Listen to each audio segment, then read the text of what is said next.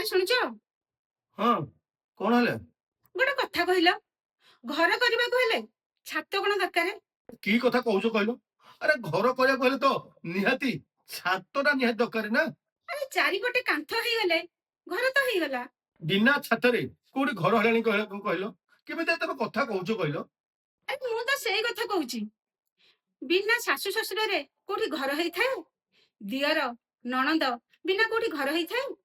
ଆଜିକାଲି ଝିଅ ମାନଙ୍କର କଣ ହେଇଯାଇଛି କେଜାଣେ, ଭଲ ଘର ଦରକାର, ଭଲ ସ୍ୱାମୀ ଦରକାର, କିନ୍ତୁ ଶାଶୁ ଶ୍ୱଶୁର ଦରକାର ନୁହଁ।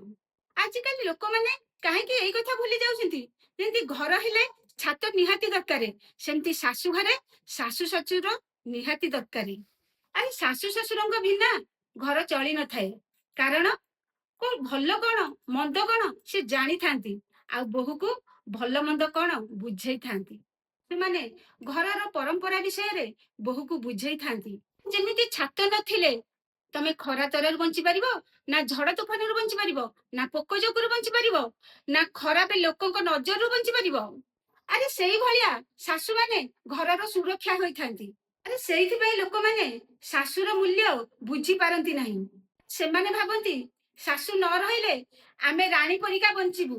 ଆରେ ଏଇ କଥା ଭୁଲି ଯାଆନ୍ତି ଝିଅମାନେ, ଯୋଉଠି ଶାଶୁ ନଥାନ୍ତି ସେଇଠି ଝିଅମାନେ ଚାକରାଣୀ ହୋଇ ରହନ୍ତି।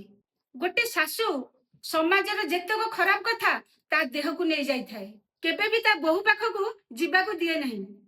ଗୋଟେ ଶାଶୁ ଘରେ ଶାଶୁ ରହିବା ନିହାତି ଦରକାର।